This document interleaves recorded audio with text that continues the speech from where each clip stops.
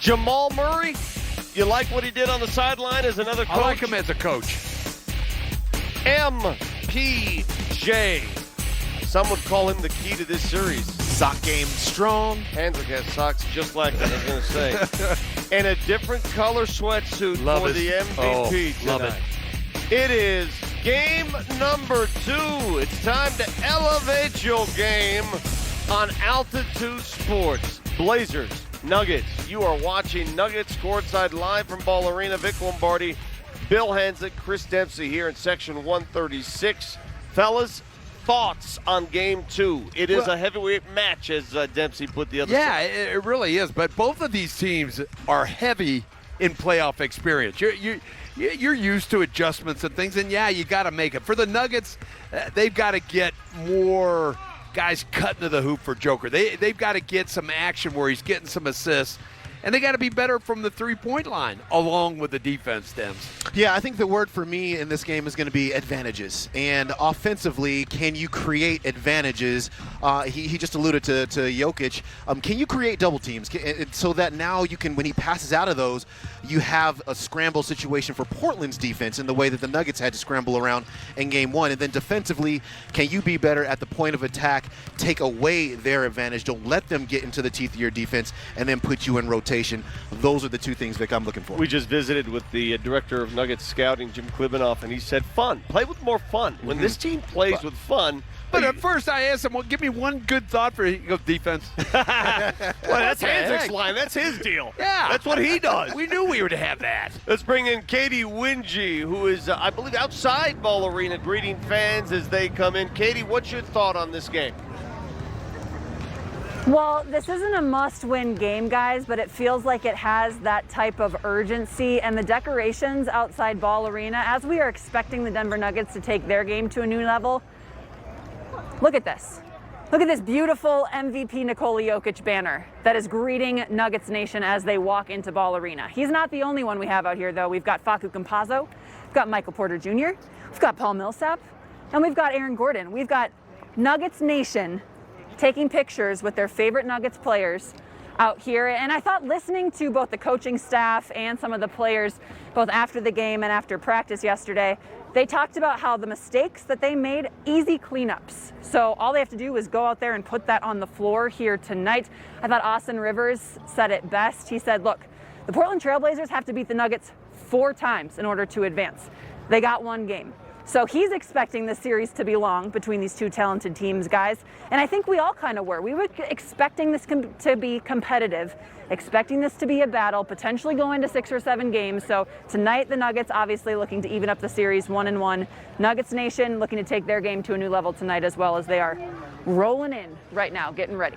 We envy Katie right now. Look at that Chamber of Commerce evening in Denver, Colorado. Katie, have you signed any autographs yet? Not yet. I've taken a couple pictures.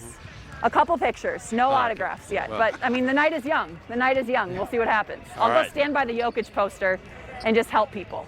Thanks, Katie. And she mentioned it. Listen, the Nuggets, if anybody, they're used to up and down series. They did it, a lot of up and down in the bubble last year in Orlando. Expect more of the same. That is the nature of the NBA playoffs. As far as the Nuggets are concerned, there is zero panic in the room after losing game 1. There's never any need to panic. You know, we're down 1-0, obviously. Yes, I thought we played hard. We gave ourselves a chance, but a lot more aggressive, a lot more physical, and most importantly, Katie, a lot more disciplined within the game plan and who we're guarding. We all grown, man, and we just got to, take ownership. And when we not doing the things that we went over in practice upstairs and translate it down to the floor, when the light's on. So, I mean, we try to be straightforward and not try to sugarcoat stuff. I mean, that's the only way you're going to get better. And not, worried about hurting guys' feelings. We got to have a more sense of urgency, more mentality to, just be selfless and get stops and run and play together. So we've been here before. It's going to get better and better because that's the good thing about the playoffs. You play a team multiple times, you know what I mean? So by game 2 or 3, 4, everybody has familiarity with each other. So everything about the other team. So we just got to pick that up. And if you're familiar with the Portland Trailblazers, you know they like to throw the long ball in the rim. They are a proficient three-point shooting squad, and in Game 1, 19 of 40. I mean, my goodness, nearly shooting 50% from deep. You don't lose many games when you're that good from deep. Yeah, and that's not similar to what they did in the regular season. The regular season, they're the third best three-point percentage team. So if the Nuggets can hold them more in line with that, which is around 15 makes, you want to be there or under. That's your Mendoza line.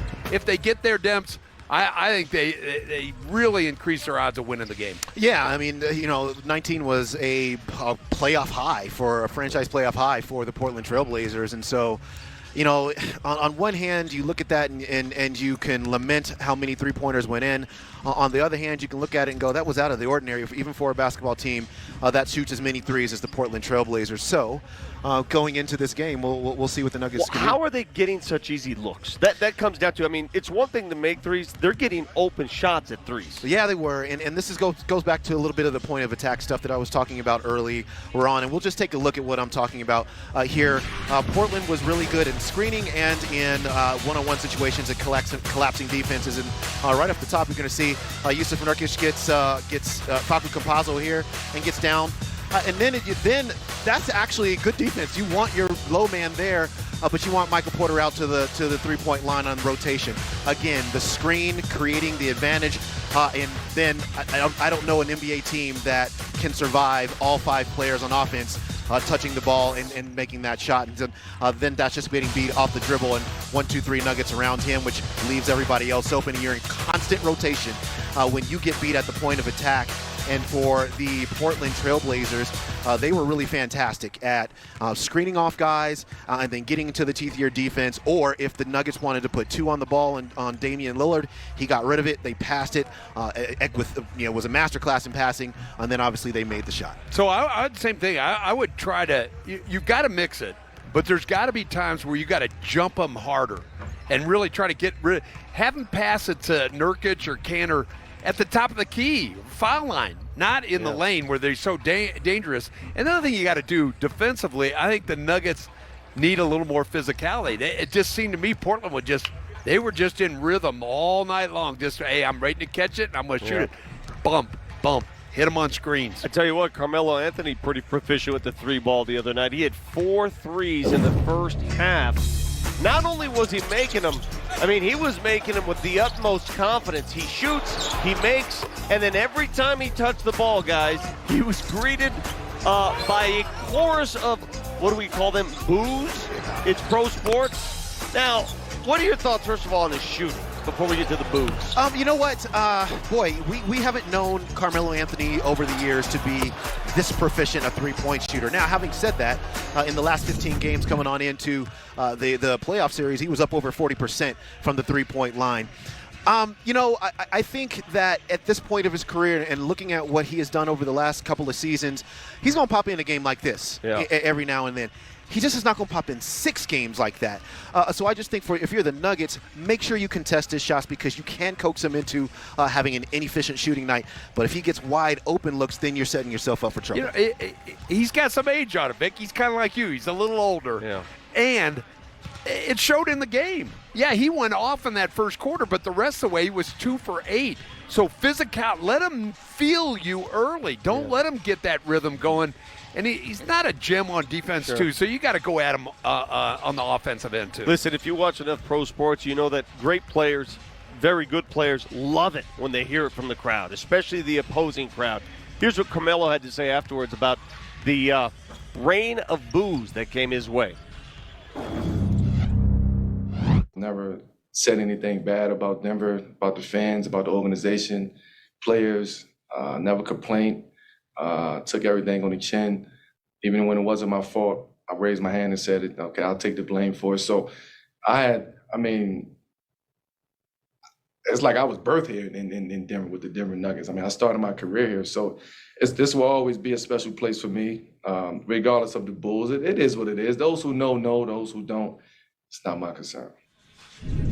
Well, I'll say this, and you guys tell me if you agree or disagree. I said this on my radio show. A time will come when the Nuggets and all Nuggets fans will celebrate Carmelo Anthony and we'll celebrate him to the point where he'll be regarded as one of the greatest players to come through town. But that time isn't now because he currently wears the opposing team's uniform, and he's trying to beat you. Yeah, you know what? Boos are a sign of respect to me, Dubs. I mean, that's the way I look at it, and a lot of guys get energized with that, and I think he did a little bit. Yeah, and over the years, it's not like Carmelo Anthony has been here repeatedly just so many times that these fans have had a chance to get over it. I mean, in those early days when he was with the Knicks, I mean, he barely came back. I mean, he was injured sometimes. He missed a lot of those games. So this chunk of time right now is the fans' chance to express themselves back at him. But I'll say this, to your point, Vic, anybody who was here prior to Carmelo Anthony understands what impact he had when he got here. Huge. And just the putting this team on a national scope and the wins and the playoffs and all that kind of stuff, I think he will be celebrated for that in time. Not tonight. There are Portland Trailblazers standing right in front of him. So those cutters couldn't even get to where they needed to be. Cutters are important. Balance is important. But you cannot take away. I'm worried that Joker's going to go in this game and be Mr. Pass all the time because he can dominate on the block. They've got to get touches down there. He's got to get to the foul line some, which they missed some calls on him. But don't lose the scoring act. Don't forget, he had 22 in the first half, and the Nuggets led at halftime. You know what will increase his assist total? If guys make shots. Yeah. Big shots. And for the Nuggets players, they know they want to help him help them. I think we all looked at ourselves after the game last night like, okay, I could be better. I could attack more. I can help out this way. I need to cut. Some guys got to give themselves up and cut, create spacing for Jokic so he can make passes because we're all kind of just standing and watching. So it's not like there were really opportunities for him. It'd been one thing if he just wasn't passing. Like there wasn't a lot of opportunities for him to get open people's shots. So we can move and make it a lot easier for him. Austin Rivers got the game face ready to roll, see if he can make more shots tonight. He had an off shooting night, as did many of his teammates. Michael Porter Jr., guys, had one of the weirdest stat lines I can remember. The guy was perfect inside the arc. 11 for 11. Yeah. It was outside the arc, 1 for 10. That's an aberration. The way he shoots the three, you're not going to see 1 for 10 out of MPJ again. Yeah, you don't, but some of it is on him because sometimes he wants to get in that heat check mode from behind the arc, and he's got to take some good shot threes to get the feeling. That's the one he hit right there. Even that was a tough shot. But we know when his feet are set behind the arc, he can knock down shots, Dem. Yeah, he can, and I think first and foremost, it's a kudos to him. I mean, how many players in this league can go 1 for 10 from the three-point line and still score you 25 points? And still shoot 50%. Yeah, I know. I just don't know of anybody outside of Kevin Durant who probably can get that done. But for him, I also thought that there were times in the game where he thought he had less time to shoot than he had. He could have been a little bit more patient on terms of the catch, gathering himself, squaring himself to the rim. 1 for 10, that's definitely not going to ever happen again. Not in this series for Michael Porter Jr., but from what Han said and a couple of other adjustments, I think he'll be just fine. You know, one last thought. What I'd like to see him do a little more, too, especially early, they're running him off that three-point line. So instead of taking a quicker three, get it, let him think you're shooting. To Joker, cut hard to the hoop, give and go, and get inside. Yeah. And that will alleviate some of that pressure. Playoff record with 19 made threes on 40 attempts Saturday night in their win in Denver. They outscored the Nuggets by 24 points outside the arc. 4 of those threes came off the fingertips of longtime Nugget Carmelo Anthony, who had 18 points. And afterward, Denver head coach Michael Malone agreed that the reports of Melo's demise a few seasons back were a bit premature. I'll just say this, top 10 scorer in NBA history, still playing at such a high level, and he impacted the game in a huge way. I wish he would have retired a few years ago because that guy is one of the best one-on-one players in the history of the game. Did you guys make more of emphasis on passing because that was the best way to maybe free up Dame? No, we had to be prepared for teams blitzing him. Look, we didn't come out saying we need 29 assists. I think the most important thing is to make good decisions, and it comes down to execution, it comes down to screening, it comes down to decision making, and a lot of times that leads to good passing decisions. Dame can shoot it, from anywhere, and CJ also can. So we know they're gonna make tough shots and things, but we gotta do a better job. It's just making them work on the other end also. I was into it, I was like, all that matters is win the game. And for the last week, this is all I've been thinking about. I wanted to win a game. I want to win the series. So, that's the emotion that comes with really caring and really wanting to get it done.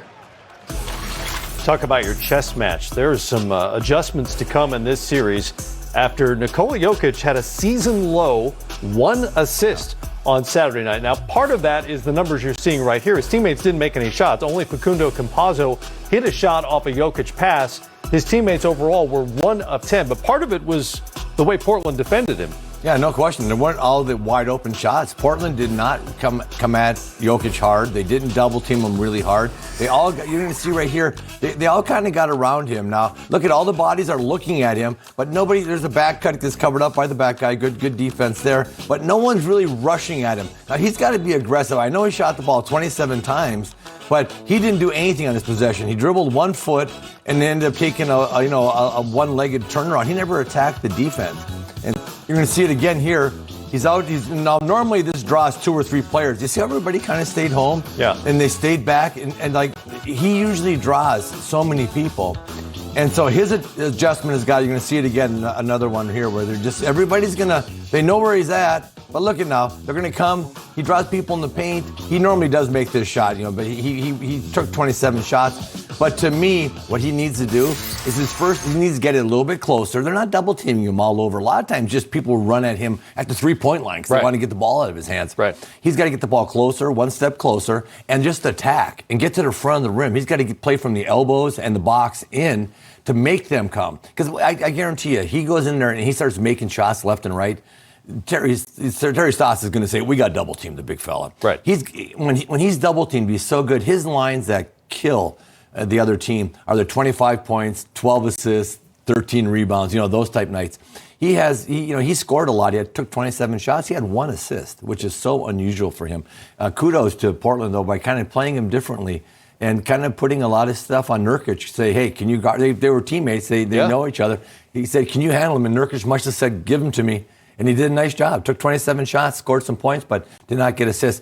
Actually, the counter to that is his aggressiveness offensively, attacking off the dribble. Yusuf Nurkic and Enes Kanter spent a lot of time one-on-one against Nikola Jokic. And we've seen over the years, he's not looking to shoot necessarily. He'll take whatever the defense offers him, and in this case, it's scoring. I wonder, Zeke, moving forward in terms of the other players on the floor, without Jamal Murray available, what can Michael Malone do to create a little more dynamic offense from his team? Campazzo and Monte Morris each had 5 assists, but without Murray, it's a very different look for them. Yeah, it's a very different look because, Murray is one of their primary ball handlers and also, one of their decision makers in terms of helping people get shots. When you look at Porter, when you look at Gordon, those are guys that can score the basketball, but they're not guys that you say, hey, penetrate the basketball and make a shot for somebody else. Jokic is really the only playmaker that they really have on the Nuggets. Now, you have some scorers, but you have very few playmakers out there that's with him. So Jokic not only has to score, but he also has to be the playmaker. And when you're looking at Porter and you're looking at Gordon and everyone else, those guys have to play off of Jokic. They score the basketball, but they're not people that's going to penetrate, make shots, and help others score. Also, Denver was bad from the 3-point line. Michael Porter Jr. was 1 of 10 from out there as a team, 11 of 36, while Portland was knocking down 19 threes and uncharacteristically racking up 29 assists. They're the lowest assist team in the league because they play a lot of ISO ball, but Damian Lillard, Zeke, had a postseason career high 13 assists in that game. How much of that was a product of whatever Denver was doing defensively, or was that an anomaly as the series moves forward? No, I think, Dame, as every season has progressed, we've seen him get better and better every year, and he's always added something to his game. And he takes what the defense gives him right now. He's not pressing, and he's such a long-range, deadly shooter now that whenever he gets the opportunities, he's knocking down those 3-point shots. But when they come to double team him, he's a willing passer right now. He's not playing just to get his numbers. He's really playing to win the basketball game. So those 13 assists that we saw him put up the other night, those are real numbers, and they helped his teammates score. But then when he needed to, he started shooting from half court, knocking down threes. It's nice to have that in your arsenal. Yes, if it is. you can do that. If you're a Denver fan, you're also looking for more men as far as the Western Conference Finals. Zeke, there's a perception for players sometimes who play in the smaller markets in the NBA that maybe they don't get the respect of players in Boston or players with the Lakers or elsewhere. I'm not sure I entirely buy that narrative. It's true. Well, let me stop you for a second, because he's already been All-NBA. He's been an All-Star a whole bunch of times. He's got endorsements. He's got just about everything you would want as an NBA player. My question for you is, what else does he need to do in the postseason to sort of cement his place in NBA history? So he's cemented in NBA history, but there are different. And I agree. Yeah, there are different levels to the best players and how they are perceived, and just like we found out in Detroit, we were a small market team, and Chicago, LA, Boston, those were the big markets. New York, those were the markets that you had to have, and if you do things in those markets, everybody knows about it. Prime example. Okay, we see Dame Lillard shooting from half court in high school. Okay, Dame Lillard come to the NBA, he's shooting from half court. Steph Curry in San Francisco shooting from half court. Oh, he's revolutionized the game. The game has evolved because Steph started shooting from half court. Now, Dame has been shooting from half court too, so you got two players that have basically helped the game evolve from a shooting range standpoint. It's accepted and known more for Steph Curry, but Dame Lillard is shooting from the same exact range. So being in a small market, big market, it does make a difference in terms of perception, what people think, and sometimes who gets the credit. Yeah, at the bottom line, if you're in a small market, you better win. And if you win, you'll get more credit, because in June, when everybody's at home and you're still playing, there's only two teams left. Right. And unfortunately, Zeke is right. And if you are in a smaller market, you do have to win more. But when you win, you do own the market. I would say that he could walk around Portland right now, and he owns that city. Yeah. And they've got to the Western Conference Finals. His ability to stretch the defense. We played against him when I was coaching in Houston. He made that crazy game winner late. His ability, you got to guard him all over the floor. So you're so stretched out. It makes it so much easier for his teammates. There's so much more room for them. His ability to pass, it's just been great. And again, there it is. Yeah. Geez, I got to show that again? Yeah. You saw Isaiah stripping the ball from me earlier. I don't like you guys anymore. Welcome back. I haven't been here in a long time. We missed you, Kevin. And you're screwing me. And then I was actually at that game. We've been waiting all season to use this stuff. God, you guys are mean. But I was at this game, and literally, I'm saying to myself, as he's dribbling, I was commenting this game, I'm thinking, he's shooting a 30-footer. Yeah. For the win. Yep, you could see it coming. But bam. Yeah. Unreal, though. I do love him. He's a hell of a competitor. And a great start. That was probably one of the most clutch shots that I've seen during that period of time that a player takes from 30, 40 feet, shot clock running down, and he's like, no, I'm in range. Yeah, not a desperation heave. I mean, and Paul George, I remember Paul George saying, hey, that's a bad shot. Now, most of us who are normal people were thinking, that's a bad shot that he's getting ready to take. Yep. But won in LA by 10. Dallas shot 50%, hit 17 of 36 threes, and eliminated Clippers home court. Luka Doncic with 31, 10 boards, and 11 assists. So he's now averaging 31, just under 10 boards, and 9 assists in 7 games against the Clippers in the postseason on 49% shooting and 38% from the three-point line. In other words, he's become a bit of a problem. Get to the paint or die trying. That's what we have to do. And like I said, I think 29th in the league at rim protection. So we got to drive the ball and get into the paint as best as we can. I mean, you got to take what the defense is giving you, but I know we can do a better job of attacking those guys and getting to the paint a little bit more often. He's a very unique player for a 22-year-old, the level of poise that he has, and his ability to slow down the game to see what's going on. Even when the clock is at, 6 or 7 seconds, he still is able to slow it down and hold that ball just long enough to get a teammate a great look.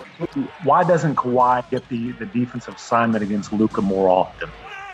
Well, because he has to carry a lot of load, offensively. We have 3 or 4 guys that we can put on and mix it up. But, I think you'll get what you're asking for come Tuesday. On to that point on who's guarding Luka in the playoffs, Kawhi Leonard defended him on exactly 0 shots Saturday night. That's remarkable when you have someone like Kawhi Leonard on the floor. Paul George was only on him for 4 of those shots. In fact, he took more shots against Ivica Zubac, obviously on switches and pick and rolls, than anybody, and that went well for Luka. He was 6 of 9 for 16 points on those. And Zeke, the other thing is, if you send a second guy or put a great defender on him, he's going to pass you to death.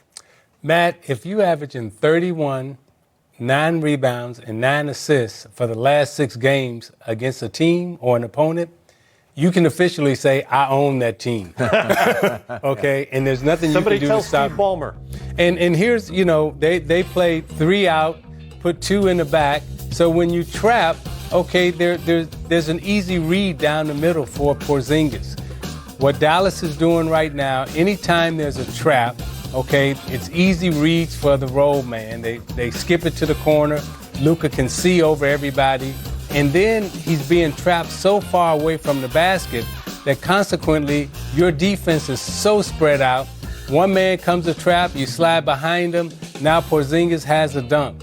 I mean, strategically, the way they've dissected the Clippers' trapping defense by moving the pieces around, what Carlisle did in terms of putting 3 out and 2 behind, forcing them to trap. And now when you get the basketball, instead of playing 4-on-3, when you put it behind the trap, now it's 3 against 2, and you got 2 corner shooters, or you're giving me a layup. Clippers they're in trouble. And not only are they in trouble, they're in trouble because Luka is saying, it don't matter who you put on me. You can have the best perimeter defenders, and we think George, Leonard, Patrick Beverly, when they came together, we all said, hey, these are 3 of the best perimeter defenders on one team. What Luka is saying, he told Patrick Beverly, you too small. He told Paul George and Kawhi in the bubble. He literally told Patrick Beverly. Y'all can't guard me, Yeah. right? And he's stepping back, shooting threes, and when you double team me, okay, I can pass over you.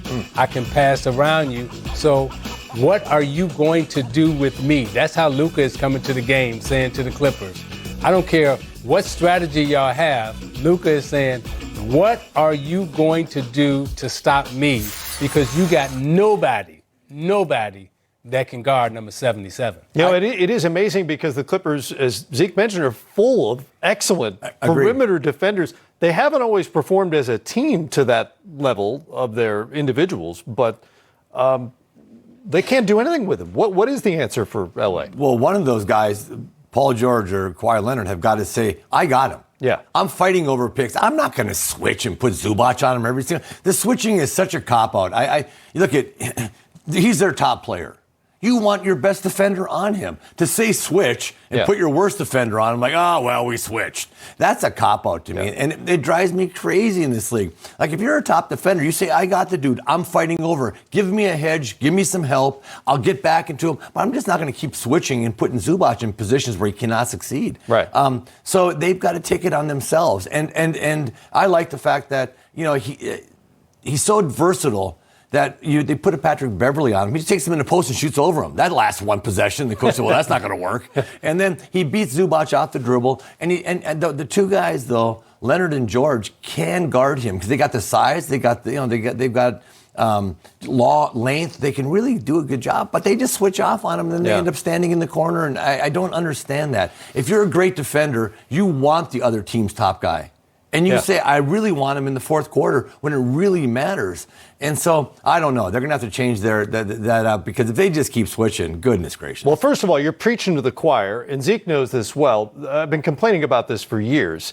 It is my personal pet peeve that default switching has plagued the NBA now. And I remember back to all those Golden State Cavaliers series where the Warriors somehow were able to dictate Kevin Love on Steph Curry. Why would you ever allow that to happen over and over again? So, Zeke, is it just a matter of what Kevin said and Kawhi and or Paul George saying, I got him and I'm sticking with him, don't bail me out on the pick? Yeah, there was a time in the NBA, Matt, where big guys would say, no, I'm not switching. Right. And by the way, guard your own man. You get paid just like I get paid. That conversation was had in a huddle. That conversation was had in the locker room. And I can remember the coach drawing up the board and say, hey, we're going to switch such and such. And the bigs would go, no, I'm not switching. Yep. You got to guard your man. And the second thing is, you know, with Luka and these switching defenses, right? As an offensive player, now I come down and I get to pick who's going to guard me every single time. So if I don't want Kawhi Leonard guard me, I'll call somebody up. I'll call Zubac's man up and say, I want Zubac to guard me this time. Okay? And if I don't want Zubac to guard me, I'm going to say, okay, Patrick Beverly, you come up here. I want you to guard me this time. So as an offensive player, if I got a chance every time down to pick who I wanted to guard me and I can go one-on-one against them for 40 minutes, I'm going to have a good game also. Absolutely. I'll never understand it unless you have 5 potential All-NBA defenders on the floor.